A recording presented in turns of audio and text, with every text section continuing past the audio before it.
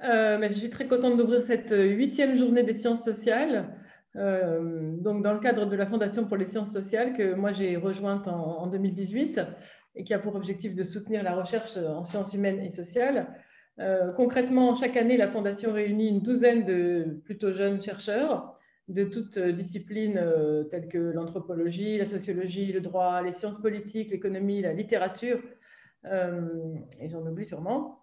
Et tout au long de l'année, plusieurs réunions font vivre cette promotion de manière à créer une véritable pluridisciplinarité, une chose dont on parle beaucoup, mais qui est pas toujours, qui se met mieux en œuvre à l'occasion d'un objet concret. Et cette année, le thème concret qui avait été choisi en 2019, c'était Société en danger. Et au moment où on avait lancé l'appel sur ce thème, l'appel à projet, c'était avant la crise du Covid. Mais malgré tout, nos sociétés semblaient déjà convaincues de s'acheminer vers une série de catastrophes quasiment inévitables. Bien sûr, le risque écologique, le réchauffement climatique, mais aussi des risques économiques ou politiques ou géopolitiques. Et on ne pensait pas à ce moment-là vraiment au risque sanitaire, même si deux projets qui vont être présentés dans cette conférence en parlent. L'un qui analyse la manière dont une petite ville de l'Aisne fait face à l'épidémie de Covid dans un contexte général de pénurie chronique de professionnels de santé et de désertification médicale.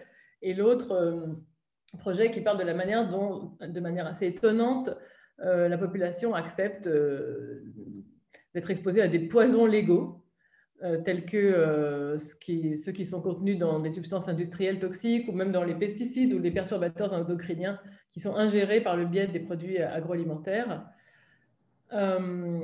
Donc, malgré à part ces deux contributions, les questions qu'on se posait, qui vont être reprises dans cette conférence, sont un peu paradoxales ou contradictoires parfois. D'une part, face au réchauffement climatique, comment expliquer l'inertie de la société, le manque de réaction au niveau des États, des villes, des entreprises et même des individus.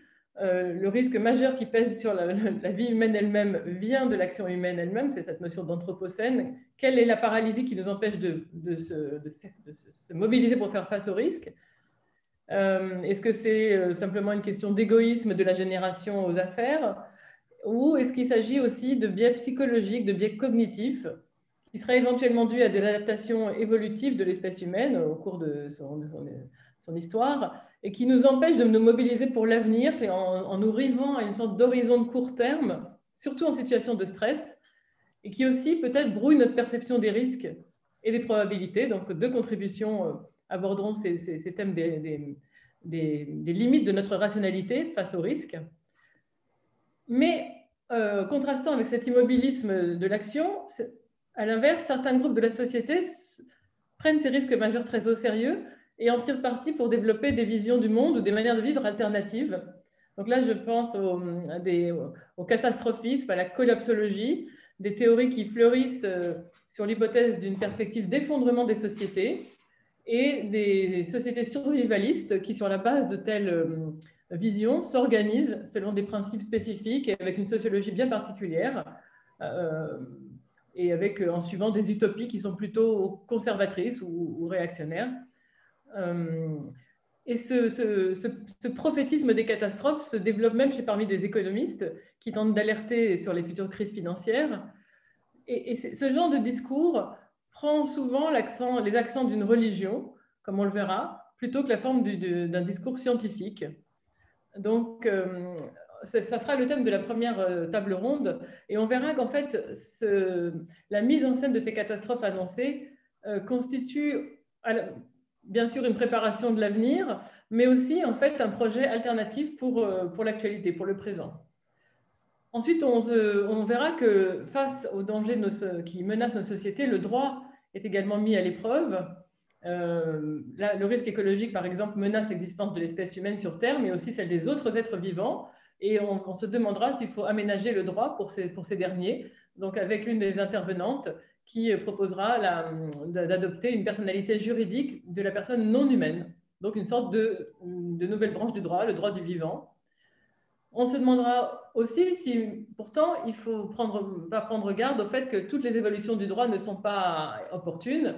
Et par exemple, face au risque criminel, est-ce que certaines tendances qui consiste à individualiser les peines et à préférer à la notion de peine la notion de sûreté, ne contribue pas à affaiblir le cadre réglementaire qui, pourtant, constitue une protection des libertés et des droits des personnes. Donc là, cette évolution du droit créerait à son tour une menace d'une dystopie et donc accroîtrait les dangers qui planent sur nos sociétés.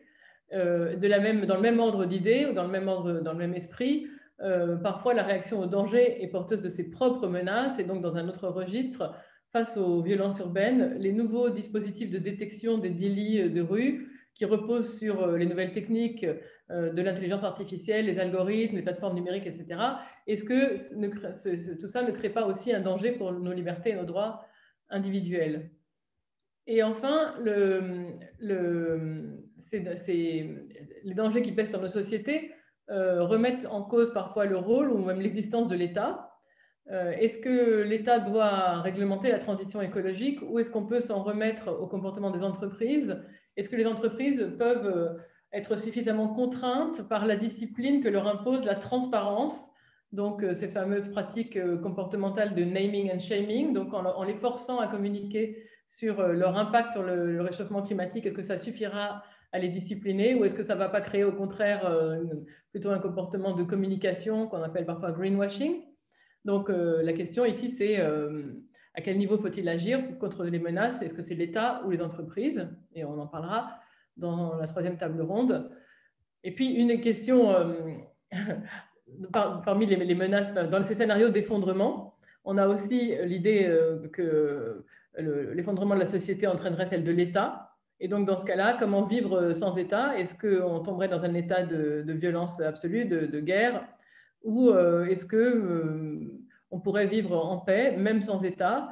Et une des intervenantes suggérera qu'au XIe siècle, après l'effondrement de l'Empire carolingien, je ne vais pas trop divulgacher, mais même en l'absence de droit de propriété, donc de protection de la propriété qui normalement évite les conflits donc, sur les terrains, des normes peuvent apparaître et qui permettent de pacifier un petit peu la société sans l'État. Enfin, c'est une question ouverte.